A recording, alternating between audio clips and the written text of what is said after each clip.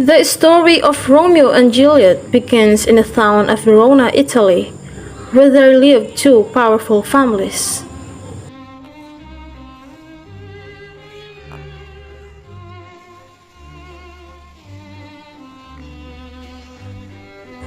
Families who were sworn enemies.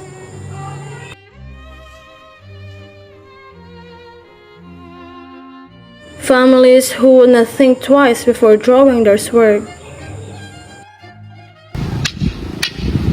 Stop! The prince is coming! Enough! You threaten the peace of my town and disrupt civilians' lives. I hear another brawl from the Montagues or Capulets. The culprits shall be in prison for now. Off you go, now!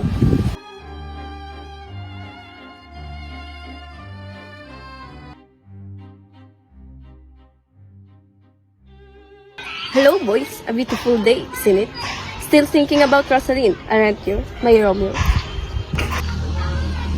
Sir! Oh, I have found myself in a fix. Can you read this, sir? Give it to me and I will help you out. Olivia, Lucio, Tybalt, Rosaline, and Paris. What list is this? If you are not one of the Montagues, you are invited as well. We must go to this ball. Easy for you to say you are not Montague. I'm not stepping that house. But we must go for Romeo, so he relishes in the fact that we crushed the Capulets party. We will wear masks anyway, alright? I'm in and you are not allowed to say no. Fine, but return soon and we don't fight anyone then. Wonderful!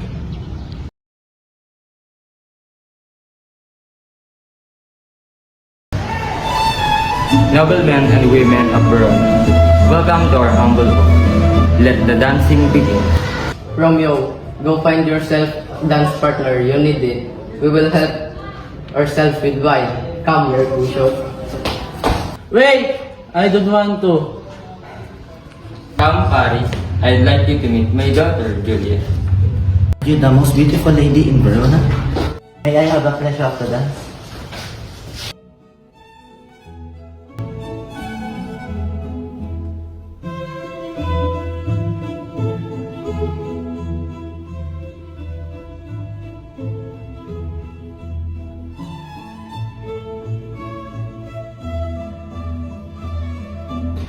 I'm Verona, sir, but I don't plan to get married for that. What about you? I plan to find true love first. True love? Does that even exist? Only for those who believe. Mark has either stopped eating or has forgotten how to live. Would you be there? Is that very true? No one can endure such beauty and stay alive. May you have the pleasure. You may.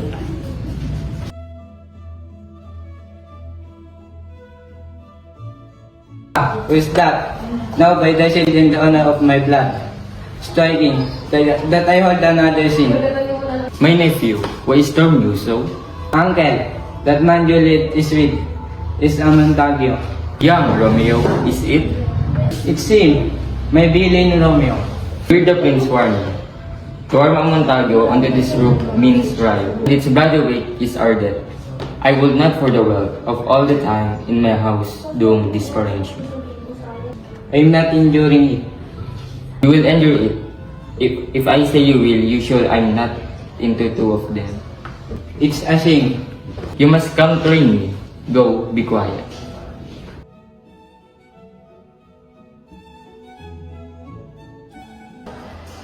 Who are you again?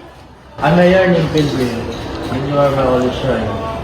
Kissing you will purge me of my sins. That's a big talk. I mean,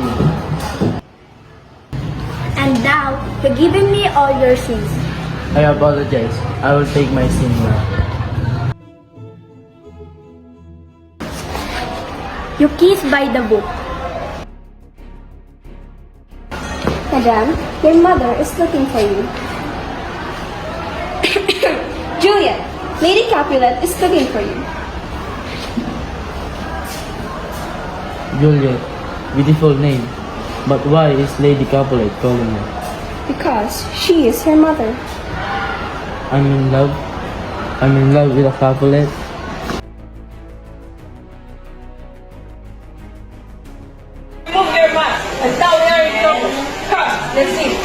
But wouldn't hear another word.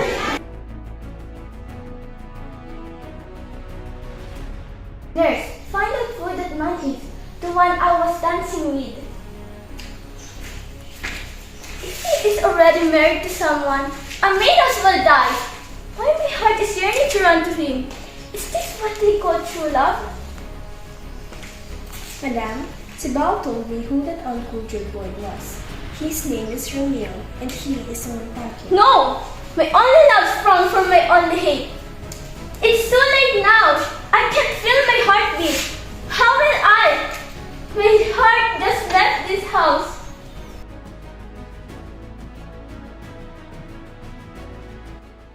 Oh, Romeo, my heart aches.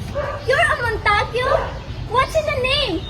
That makes me call a rose by any other name would smell as sweet. But what if you think different? You don't know I'm a Capulet. But I don't care anymore. Oh, Romeo, just once accept my love, and I will stop being a Capulet. I will be anything you want.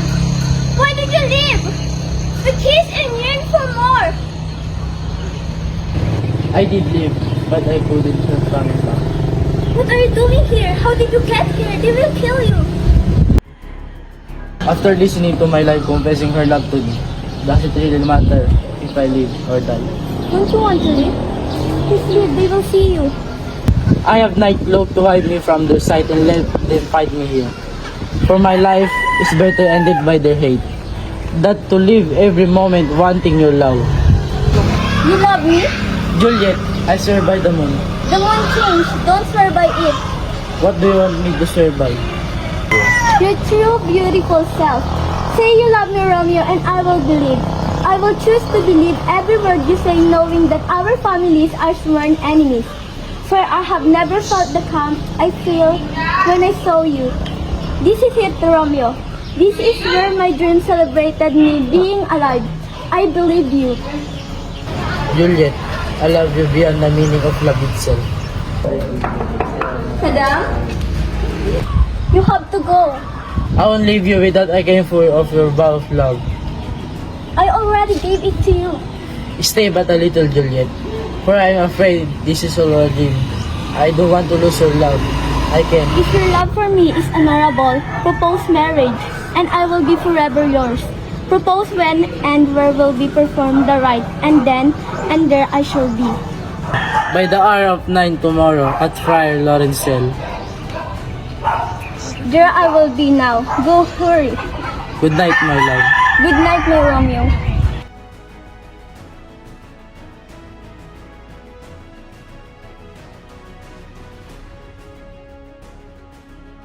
What? You want to get married today to the only child of Lord Capulet? Right. Is this a game to you? You know the risk you're taking? For is love without parents. I don't expect you or anyone to understand. All I know is that if you don't get us married, I'll find another way to make her mine. Either way, we will be together. Mad lover. Juliet will be here very soon. I'll be very happy when we get married. Listen, Romeo. You only loved Rosaline for a few weeks. Remember, if you marry Juliet, you must love her and stay with her for the rest of your life. Yes, Father. I understand. I'll always love her.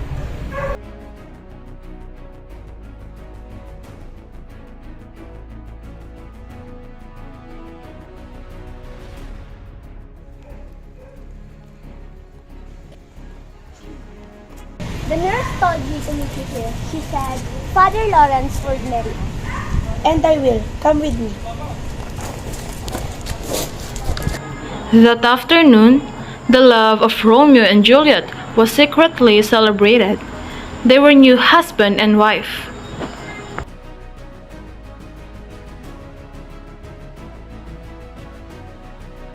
But that same heavenly afternoon, destiny was about to change its course.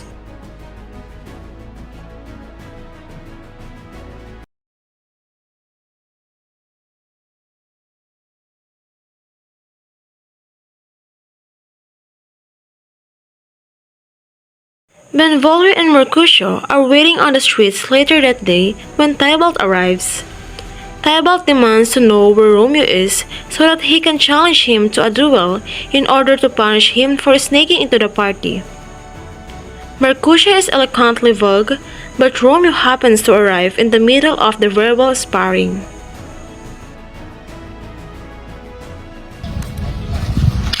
Stop fighting! Remember what the prince said! You both will be in prison for life! Stop! Please, Mercutio! Stop!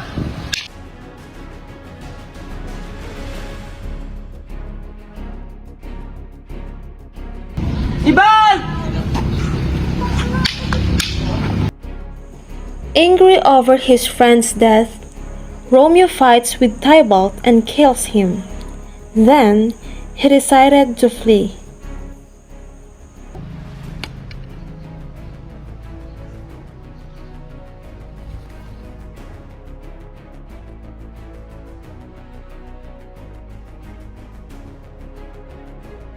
What happened? How did this man die? Tybalt killed Mercutio. Sir Mercutio was Romeo's friend. Romeo was very angry and he killed Tybalt. Romeo must die. He's a murderer. He killed my nephew Tybalt. But Tybalt was a murderer too, Lady Capulet. No, he wasn't. That's what Benvolio says. But he's a Montague. Romeo must die. Sir, our son is not a murderer. He killed Tybalt because he was angry. I hereby declare that Romeo is banished from Verona. Romeo must leave immediately, and if he is seen in Verona, that will be the end of him.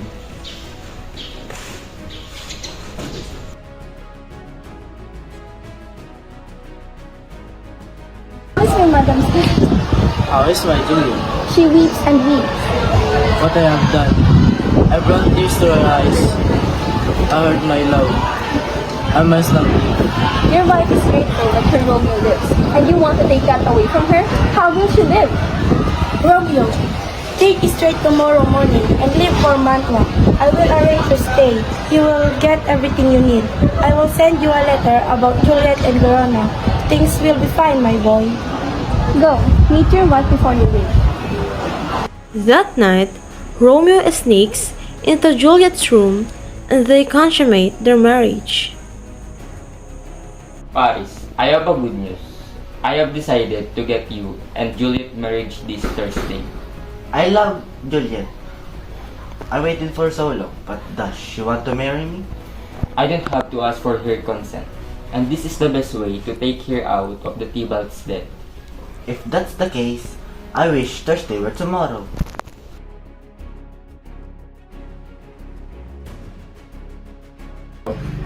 No, I won't marry Paris. It's just not possible. What do you mean? Have you told her the news? She says that she won't marry Paris. What? Why not? Listen, Juliet. Paris is a good kind man. He is an important man too, and a friend of the prince. You are a very lucky girl. Father, listen.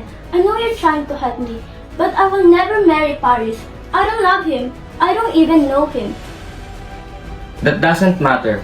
You will marry him on Thursday. If you dare to reject the count, then I will disown you. You will be dead to me. Do you understand? Father, please! Mother! Mother, please!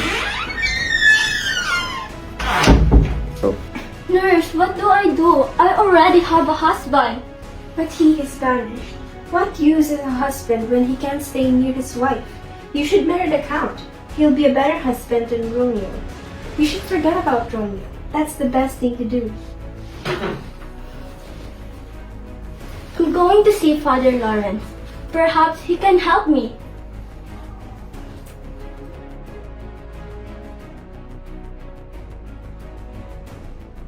What? On Thursday? This is very sudden. I know. I'm excited.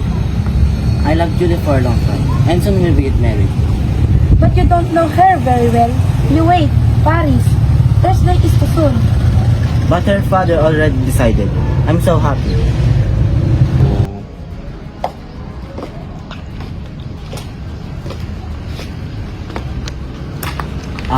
Hello Juliet, my love. You'll soon be married. I come to talk to the priest. Are you going to tell me how much do you love me? I come to talk to him alone. Can you leave us, please, Paris? Of course, father. Goodbye, madam. You're so pretty.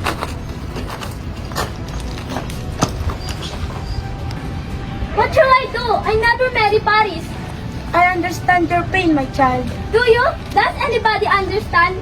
My love is vanished, and now I'm forced to marry another man. My heart wants to leave my body. That will be better than a life without my love. You give me no other option. You and Romeo are dear to me. I cannot see my child in pain. There is a way, but it involves a lot of risk. Together, they conduct a plan to reunite her with Romeo. The friar gives Juliet potion that will make her seem dead for at least 2 days, during which time Romeo will come to meet her in Capulet Vault. The friar promises to send word of the plan to Romeo. Paris, I have a good news. I have decided to get you and Juliet married this Thursday. I love Juliet. I waited for so long, but does she want to marry me? I don't have to ask for her consent, and this is the best way to take her out of the 𝐒𝐵𝐵𝐴Z's debt. If that's the case, I wish Thursday were tomorrow.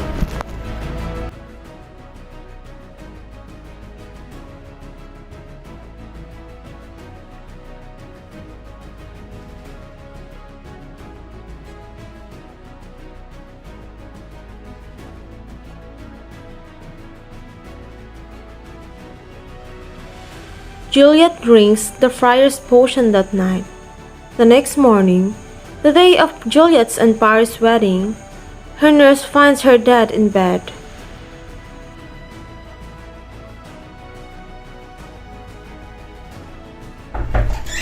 Juliet, what makes you sleep so much on your wedding day?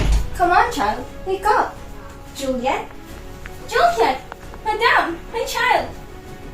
Why isn't there a pulse? No, no, no! My child!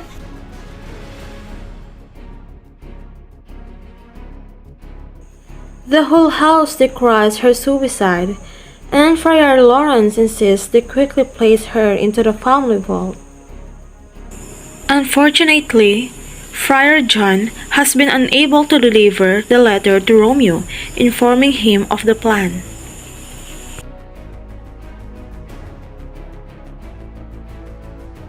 Hello, what news do you bring? How's my lady? As beautiful as ever, of course. Why aren't you answering? What do I say? As beautiful as ever? The heaven were always jealous. They took her back. That's a lie! I wish it well. I saw her body with my own eyes. No! My soul betrayed me. Her heart stops, mine still beats. No! Romeo! Just leave me alone! Romeo hurries back to Verona, but first, he buys poison from an apothecary and writes a suicide note detailing the tragic course of the event. As soon as Friar Lawrence realizes that his letter never made it to Romeo's hand, he rushes to the Capulet stump, hoping to arrive before Romeo does. Romeo arrives at the Capulet vault and finds it guarded by Paris, who is there to mourn the loss of his betrothed. Paris challenges Romeo to a duel, and Romeo kills him quickly.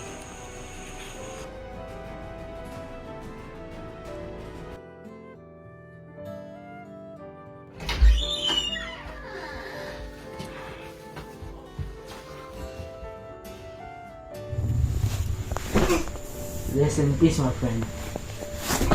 The person who killed you will not live long.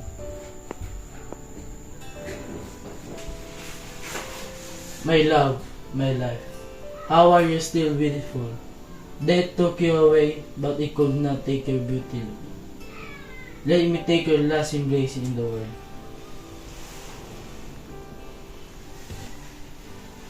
I am joining my love in eternity. As anyone has ever been as happy as I am before I die, this is the most divine poison on earth, for it will reunite us. Romeo? Is it already heaven? I should drink the poison us back. What poison? Romeo, no! What did you do?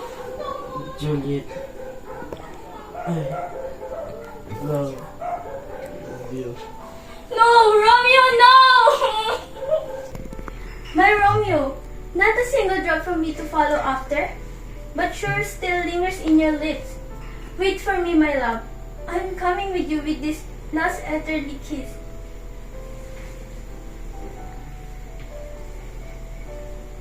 Oh, poison. Isn't it enough?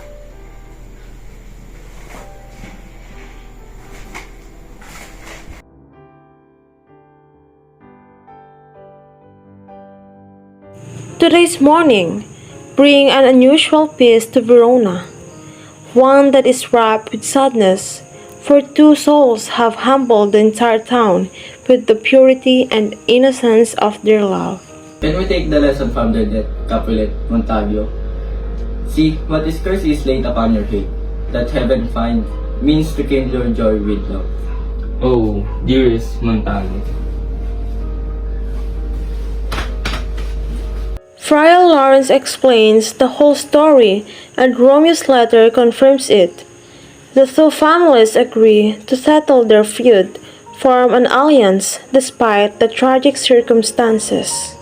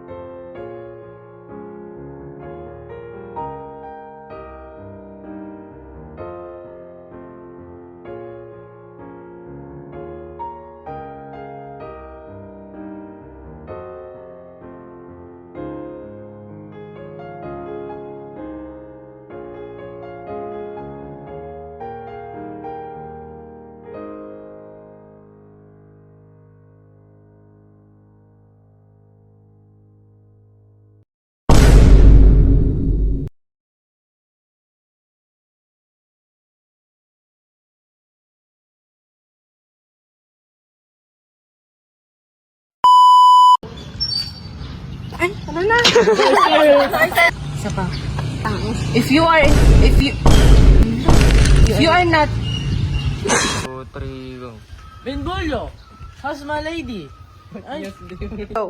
No, father, please. Mother! Mother, please!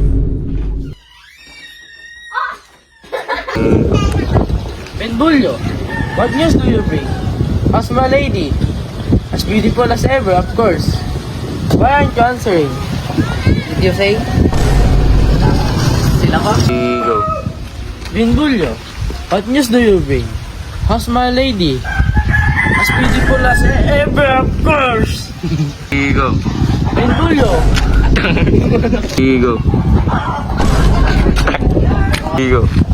Benvolio. No. Bayda.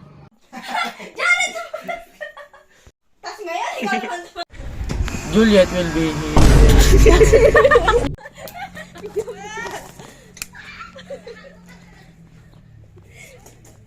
Ay, wag na lang dyan! Ang daming langgam sa baba. Okay lang yan. Dito na lang kayo, lipat na lang natin to. Dito na lang kayo maupo. Fuck you. Ala, hindi ka na lang. nauna si Jared kami.